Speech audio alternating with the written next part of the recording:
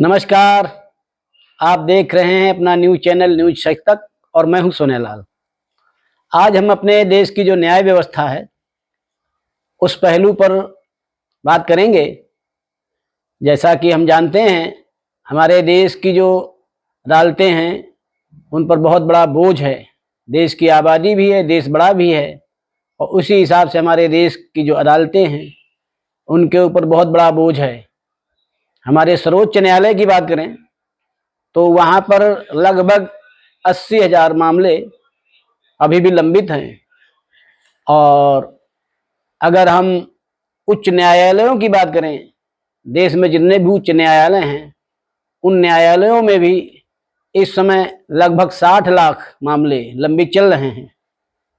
और जिले की जो अदालतें हैं हमारे यहाँ, तो जिले की अदालतों में जो हमारे यहाँ है उन अदालतों में लगभग देखा जाए तो 5 करोड़ के आसपास मामले अभी भी मतलब पड़े हुए हैं जिनका फैसला होना है।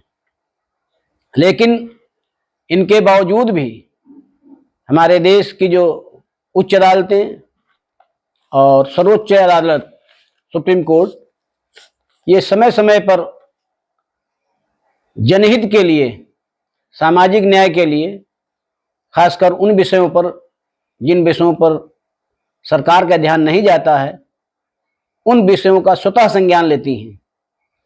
स्वतः संज्ञान लेने से कई बार इसके अच्छे परिणाम भी आए हुए हैं, लेकिन कई बार निराशाजनक स्थिति भी बनी हुई है। हम बात दिल्ली की करते हैं तो दिल्ली में यमुना जल बहुत ही मतलब इस स्थिति में है जिसको हाथ में लेना भी पसंद नहीं करेंगे आप। उसकी स्थिति बहुत खराब है, बहुत प्रदूषित है। वहाँ के लिए अदालतों ने कई बार संज्ञान लिया, कई बार सरकार को आदेश दिए, लेकिन उस पर ऐसा अमल नहीं हो पाया कि वो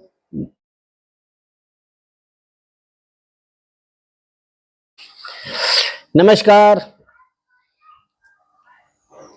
अखिल भारतीय पूर्व सैनिक सेवा परिषद के सदस्यों के लिए एक विशेष श्रृंखला शुरू होने जा रही है, जिस श्रृंखला में उन नए नए कार्यकर्ताओं के लिए या जो हमारे संगठन में काम कर रहे हैं उनके लिए विशेष उपयोगी होगा, जिसमें संगठन का इतिहास, संगठन के स्तंभ और आपको हमारा ये न्यूज चैनल न्यूज सच तक को सब्सक्राइब करना होगा और पूरी जानकारियां आपको इस न्यूज सच तक के चैनल से मिलती रहेंगी।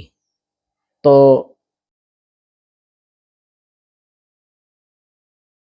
यमुना का जो जल है वो हमारे आचमन के लायक बन सके।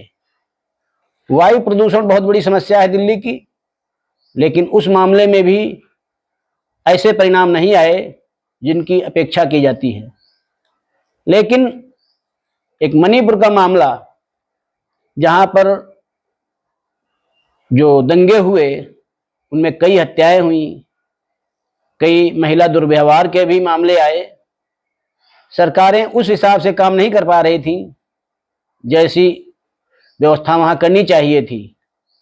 और इस विषय पर जब हमारे सुप्रीम कोर्ट ने संज्ञान लिया तो वहां पर एक जांच समिति भी बनी हुई है और यह जो वहां का पूरा मामला है वो सीबीआई को दिया गया है और वो सीबीआई के अधीन जांच चल रही है। तो उम्मीद की जानी चाहिए कि सुप्रीम कोर्ट के हस्तक्षेप के बाद उसमें नया अध्याय जुड़ेगा और किसी हद तक पहुंचे, मतलब अपने समाधान तक पहुंचेगी। कई बार ऐसा भी देखा गया है कि अदालतों का जो हस्तक्षेप है वो गैर जरूरी भी हो जाता है। कोलकाता की जो प्रशिक्षु महिला डॉक्टर के साथ दुर्व्यवहार हुआ, उसकी हत्या हुई, उस मामले में कलकत्ता का जो हाई कोर्ट है वो उस पर कार्रवाई कर रहा था, लेकिन इस बीच में सुप्रीम कोर्ट ने भी वहां पर हस्तक्षेप किया। तो ऐसा माना जाता है कि यह गैर जरूरी था जब जांच सही दिशा में चल रही हो तो उसमें भी अनावश्यक हस्तक्षेप से बचना चाहिए हमारी अदालतों को। कई बार ऐसे मामले सरकार के लिए किरकिरी भी बन जाते हैं, जब सर्वोच्च न्यायालय ने या उच्च न्यायालय ने आदेश तो दे दिया, लेकिन उस आदेश पर हमारी जो मशीनरी है, राजनीति की मशीनरी या उसे हम शासन की मशीनरी कहें, उसकी वजह से उसका समाधान नहीं हो पाता है, तो शासन की किरकिरी भी होती है और जो स्वतः संज्ञान लेने की जो परंपरा है, प्रक्रिया है, उस पर भी सवाल उठते हैं।